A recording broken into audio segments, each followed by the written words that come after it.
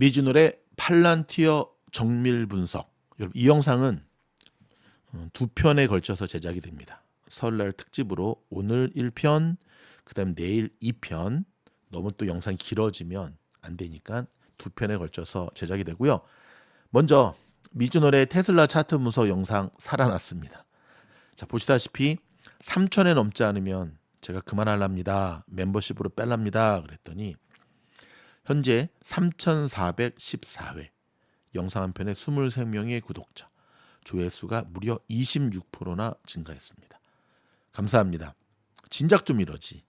저희 스텝이 물었습니다. 팀장님, 3천에 안 넘으면 정말 그만할 거예요? 대답했습니다. 당연하지. 스텝이 대답했습니다. 맞아요. 사람들도 팀장님 한번 한다면 하는 거 알아요. 예. 근데 좋아요가 좀 부족해요, 여러분. 좋아요와 주식은 습관입니다.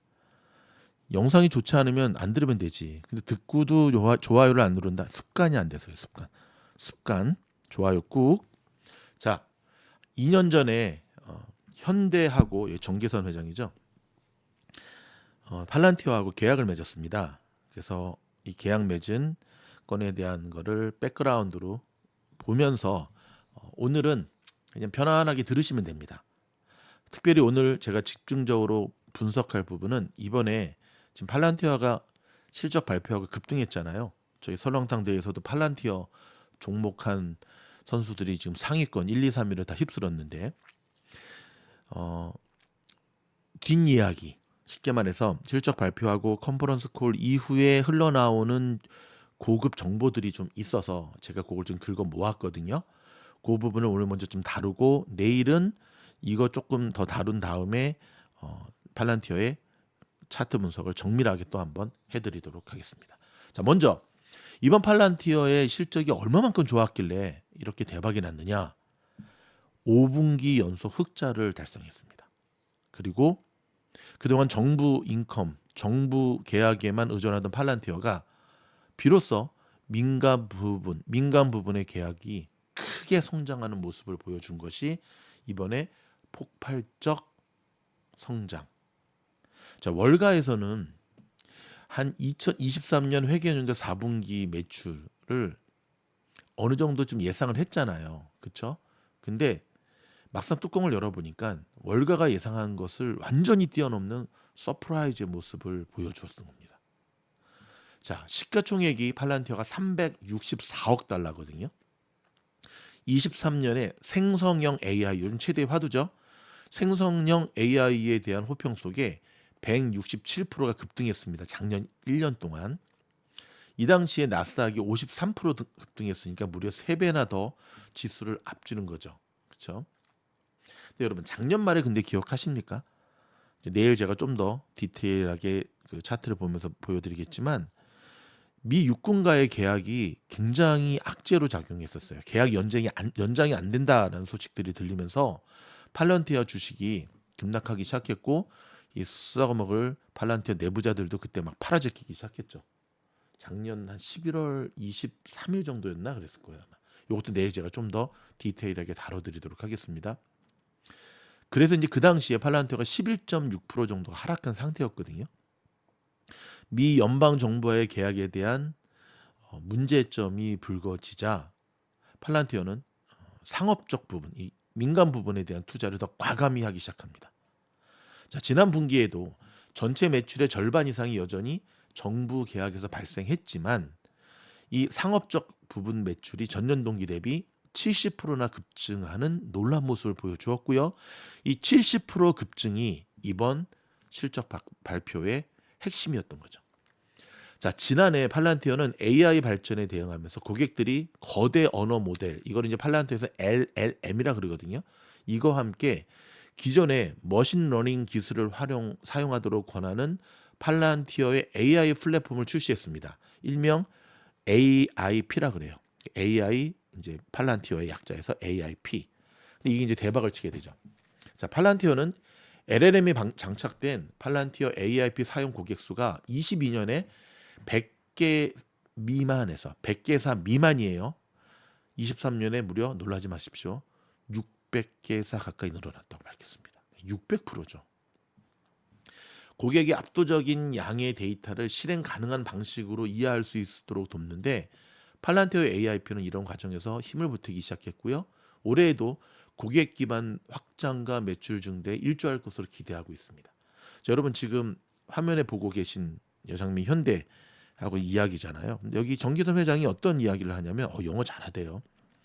이 알렉스 카프한테 지금 현대 상선이 부두에 이렇게 정착돼 있기도 하고 그 다음에 여러 이제 막 있는데 여러 타 기업들이 한데 모여서 막 하는데 도대체 어떤 부분을 어떻게 조율을 해야 되고 어떤 부분을 얼만큼 늘어야 되고 하는지에 대한 이 뭔가 보이시죠? 어떤 선반을 어디로 배치해야 되고 하는 것들이 너무 커졌다는 거예요. 그래서 지금까지는 이해하기 쉽게 좀 주먹구기식으로 지금까지 이게 그냥 경험을 바탕으로 했는데 이제 더 이상 이렇게 해서는 안 되겠다라는 판단하에 이 데이터를 기반으로 정확하게 분석하고 해주는 팔란티어와의 계약을 맺게 되었다라는 얘기를 하거든요. 뭐 알렉스 카프도 뭐 좋은 얘기합니다. HD 현대라는 브랜드 가치에 대해서 우리가 이제 최선을 다하겠다고 얘기를 하죠. 그래서 일단 현대를 성공시키면 상징적 현대가 한국이 뭐 그래도 삼성과 함께 넘버 투 아닙니까?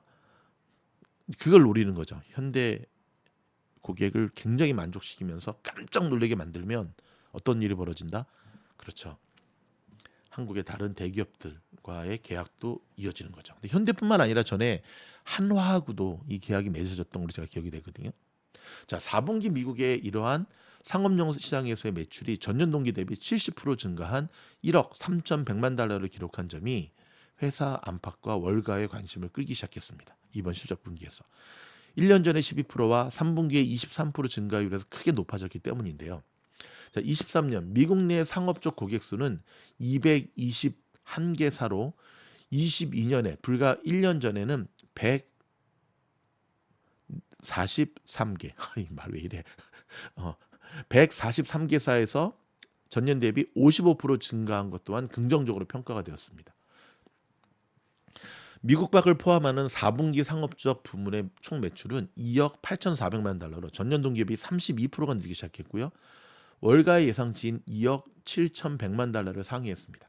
같은 기간에 정부 부문 총 매출은 3억 2,400만 달러로 전년 동기 대비 11% 증가에 그치면서 월가의 예상치인 3억 3,300만 달러를 밑돌았죠. 자, 1년 전인 22년 4분기에는 전년 대비 23% 증가했는데요. 23년 4분기에 비해 증가 속도가 절반으로 둔화된 것이었습니다. 자, 알렉스 카프는 이번 밸런스와 인터뷰에서 지난 분기 상업적 부분이 폭풍 성장하며 수용할 수 없을 정도로 좋았다. 와, 이런 표현을 썼습니다. 자기들이 감당하기 힘들 정도로 너무너무 성장했다. 이게 엔비디아가 하는 말인데. 한편 정부 부문에 대해서는 정부는 굉장히 복잡한 사업이다.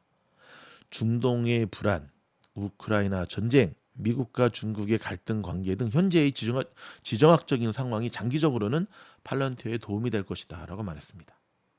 자, 4분기 일반 회계 원칙, 영어로는 GAAP라 그러죠. 순이익은 사상 최대치인 9,340만 달러로 전년 동기에 3,300만 달러의 거의 3배 가까이 늘었고요. 5분기 연속 흑자를 기록하게 됩니다. 자, EPS는요 8센트로 전년 동기가 4센트였거든요. 2배 가까이 늘어서 자, 팩트셋이 조사한 애널리스트의 전망치와 일치하게 됩니다. 4분기에 팔란티어는 민간과 정부 고객을 대상으로 100만 달러 이상의 거래를 103건, 1000만 달러 이상의 거래를 21건 성사시켰다고 밝혔는데요. 이는 전년 동기 대비 각각 2배와 4배로 늘어난 수치입니다. 와, 여러분 어떻습니까? 알렉스 카프가 이렇게까지 이야기할 정도로 지금 감당하기 힘들 만큼, 그러니까 저도 사실 되게 놀랐던 게 팔란티어가 민간 부분에 대해서 집중하기 시작한 거 저 기억하거든요. 2021년부터 그래서 민간 부분 쪽에 마케팅이며 이제 세일즈에 강한 사람들을 계속해서 뽑기 시작을 했고, 근데 저는 한편으로 싼 기업도 아닌데, 그러니까 팔란티어의 계약이 되게 비싸잖아요. 아무리 저런다 한들 과연 얼마만큼 커머셜 쪽에서 발전이 있을까? 솔직히 좀 지켜보면서 반신반의했던 모습이었고, 그 뒤로 팔란티어 주가가 계속 곤두박질 쳐가지고 10불 아래로 떨어져서 6불, 7불까지 떨어진 적이 있었잖아요. 아, 쉽지 않겠구나 했는데 이렇듯 깜짝 놀랄 만한 성적을 거둘 줄은 저도 예상치 못했던 일이었습니다. 근데 우리가 한 가지 조심해야 될 부분이 있는데요. 이제 내일 영상에서 제가 좀 깊이 있게 다룰 건데 알렉스 카프가 이런 얘기했잖아요. 정부와의 계약은 되게 복잡한 사업이다. 중동의 불안이라든지 우크라이나 전쟁이라든지 미국과 중국의 갈등 관계에서 지정학적 상황이 장기적으로는 팔란티어에 도움이 될 것이다. 근데 이 얘기를 뒤집어 보면 전쟁이 종식이 되고 미중의 갈등이 잦아들면 팔란티어의 정부 계약권은 더욱더 어려움을 겪을 거라는 얘기와 일맥상통하다는 것을 기억해야 됩니다. 유럽 쪽에 수많은 나라들이 팔란티어가 이번에 우크라이나하고 이스라엘 쪽 전쟁에 지원하고 있거든요. 지켜보고 있었어요. 그래서 어떤 얘기를 했냐면 잘 되는 거 보면 우리도 너희랑 계약하겠다. 그래서 너희는 팔란티어입니다. 근데 계약을 안 합니다. 알렉스 카프가 뚜껑이 확 열렸죠. 그래서 유럽 쪽에 진출했던 지사들을 철수시킵니다. 다 돌아와. 이 유럽 것들은 돈이 없나 보네. 여기서부터 이제 저의 뇌피셜이에요. 빅데이터의 중요성도 모르고 돈도 없고 우리가 일단 우리를 별로 우리의 가치를 몰라주는 이들과는 자 시간 낭비니까 돌아와라는 특단의 조치를 내리게 되죠. 여러분 저희 영상 도움이 되었다 한다면 좋아요, 구독, 알림 눌러주시고요. 또 팔란티어 하면 미주놀 아닙니까? 미주놀이 지금까지 성장할 수 있었던 게 바탕을 깔린 게 팔란티어인데 팔란티어가 힘들 때나 좋을 때나 팔란티어 영상을 끊임없이 꾸준히 올려드리면서 비로소 열매를 맺게 되는 것 같아서 굉장히 기쁩니다. 그러면 내일 뵙도록 하겠습니다. 고맙습니다.